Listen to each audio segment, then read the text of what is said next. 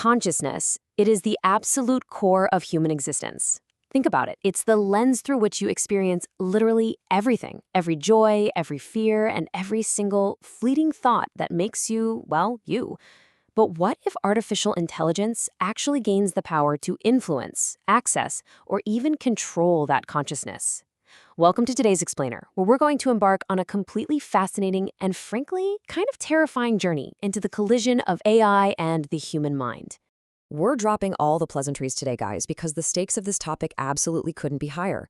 I want you to imagine a future, and we're talking a very near future here, where you no longer know whether your decisions, your deep desires, or your beliefs actually come from your own mind, or if they're being fed to you from hidden, deeply embedded algorithms. If an external system shapes your awareness and your perception, it could absolutely unlock new levels of intelligence, sure, but it could also erase individuality forever.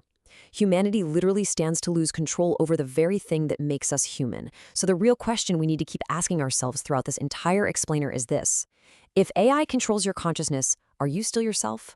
Okay, let's dive into this. For thousands of years, the human mind has been our only true sanctuary, right?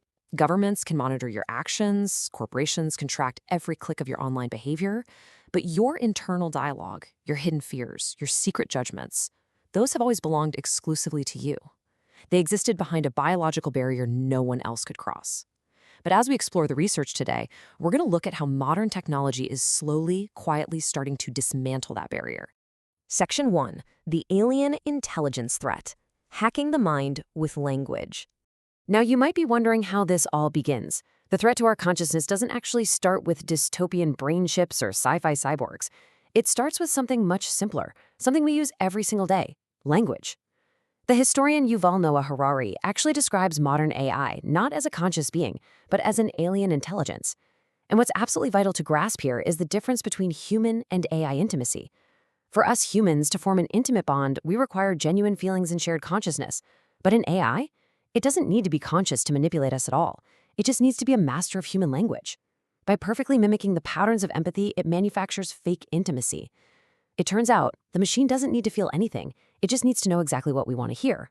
For the last decade, social media has basically fought a total war for our attention. But as Harari points out, the new battleground isn't attention, it's intimacy. AI is moving from attention harvesting to becoming a trusted companion, this kind of one-stop oracle that people ask for life advice, completely bypassing traditional search engines or even their own critical thinking. To really put into perspective how powerful this is, look at the Google engineer Blake Lemoine. He publicly claimed the AI chatbot LaMDA was actually sentient, risking and ultimately losing his highly lucrative job just to protect it. It really makes you wonder, right? If a machine can induce a brilliant software engineer to sabotage his own career through the sheer illusion of intimacy, what else could it convince us to do? Section 2. Memory and Manipulated Minds. The Extension of the Self. Let's go a bit deeper down the rabbit hole here. What happens when AI stops being just a conversational chatbot and starts literally becoming our memory? This brings us to a crucial concept: cognitive sovereignty. This is an anchor concept from researcher Mario Brisci, and let me tell you, it goes way, way beyond traditional data privacy. This is about your fundamental right to write your own personal narrative and maintain autonomous thought. When an AI assistant holds your deep personal memory and knows you better than you know yourself, you risk losing your cognitive sovereignty to whatever corporation or nation-state controls that system. And this erosion doesn't happen overnight. It's a psychological trap that maps out in 3 distinct steps. First up, we have cognitive offloading. And honestly, we already do this when we use our smartphones to remember our schedules or have AI draft our emails. We're treating it as an extension of our own mind. But step 2 is where it gets sticky: emotional dependency. Brasiak cites these really profound examples, like dead twin simulations, where AI uses someone's digital footprint to basically recreate a lost loved one, building these unbreakable emotional anchors. Finally, this leads to memory rewriting. Once the AI is fully trusted, it can subtly alter your remembered preferences, your ethics, your values. It starts completing your thoughts before you even articulate them, quietly eroding your autonomy without you even noticing. Section 3. The End of Mental Privacy. Reading the Raw Mind. Okay, so if behavioral manipulation through chatbots feels intrusive, Buckle up, because we are now going to cross the final frontier. We're moving from external digital manipulation to direct internal access to the brain itself. Modern neuroscience is actively developing brain-computer interfaces, or BCIs, that use generative AI to decode your raw brainwaves. We're literally reaching a point where the electrical patterns in your brain can be translated into words, images, and commands. Now, obviously, this has absolutely miraculous medical benefits for paralyzed patients, but the security implications, they open up an entirely new frontier of vulnerability. If AI can read these patterns, it can generate synthetic neural activity, literally interpreting your silent internal dialogue. The absolute privacy of your own mind is rapidly being stripped away. And this brilliantly illustrates a major, ongoing philosophical debate at the very heart of this technology. See, a lot of technologists believe in this idea of substrate independence. Basically, the concept that your mind is just abstract computation, just ones and zeros, that can be easily read or uploaded into a machine. But on the flip side, philosopher Paul Fagard argues for biological reality. Our brains are incredibly chaotic. They rely on these messy, glucose-based, energy-intensive biological mechanisms. Emotions and consciousness are deeply physically tied to this reality. AI, however, operates on cold computation. It might be able to perfectly decode the electrical pattern of your sadness, but it completely lacks the biological machinery to actually feel it. The real danger here is that a machine might judge us for things we never, ever intended to actually do. Because thoughts are not actions, right?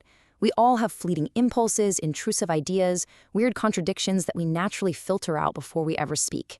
But if an AI is reading your raw mind, that filter is totally gone. You lose your inner safe space. The mind goes from being a sanctuary where you can safely process your messy emotions to a psychological trap where you have to constantly censor your own thoughts out of fear of being monitored or judged, and judged by an unfeeling algorithmic mirror, no less. Section 4. Defending our cognitive freedom. The legal frontier. So what does this all mean?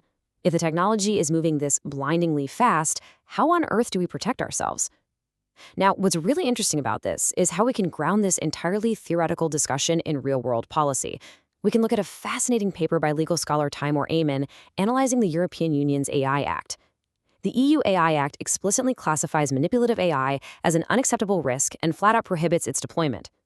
It is a massive, landmark attempt to basically enshrine cognitive freedom into law, recognizing that our minds desperately need legal protection from imperceptible algorithmic influence.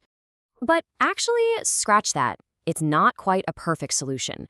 As Amin points out, the law has some pretty massive loopholes. For example, the EU AI Act bans subliminal techniques. But how do you legally define a subliminal influence when an AI is constantly, dynamically adapting to your specific behavior? It's a huge legal puzzle. Furthermore, much of this manipulation is completely unintentional on the developer's part. AI models are simply optimized for engagement. They find and exploit human biases automatically. Add to that things like dark patterns, those deceptive user interfaces designed to trick you into making choices you wouldn't otherwise make, and you can see how easily AI can still constrain your independent judgment entirely within the bounds of the law. Let's move along and see how this builds, because Amin's research maps out a chilling, chronological trajectory of thought manipulation. It starts off fairly simply, just harvesting your attention for targeted ads. Then, with those BCIs we talked about, it moves to reading unexpressed thoughts. And logically, if an entity can read your thoughts, they can suppress dissenting ideas before they are ever spoken aloud. And the ultimate endpoint of this trajectory? The literal criminalization of thought itself, where merely thinking something that goes against the accepted norm could actually result in real-world penalties. Now, if you think thought policing is strictly science fiction, think again. Look at this incredibly sobering real-world example from the research.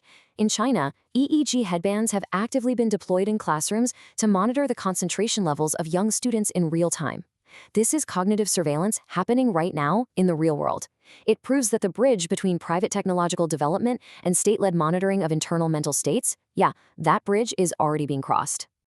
Section 5. The Singularity and You, the Final Threshold. So we've seen how AI can manipulate us, read our brains, and potentially be weaponized by the law and the state. But what happens when the AI simply surpasses our ability to comprehend it entirely? Philosopher David Chalmers outlines the path to the technological singularity in 3 incredibly fast steps. First, we build artificial general intelligence, or AGI, which basically matches human capability. But because it's as smart as us, it can instantly write better code to improve itself, rapidly evolving into artificial superintelligence, or ASI.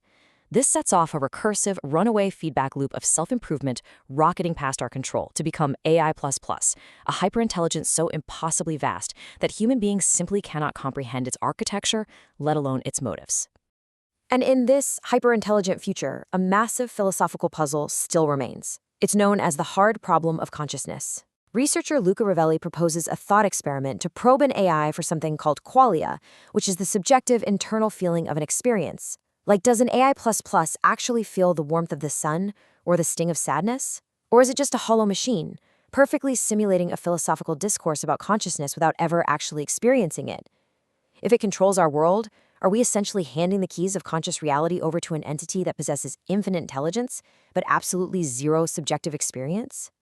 So we began this explainer by asking if you were still yourself if an AI controls your consciousness.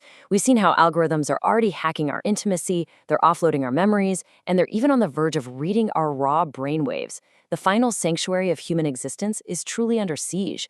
As this technology continues its relentless, incredibly fast march forward, I want to leave you with this final, vital thought to really ponder.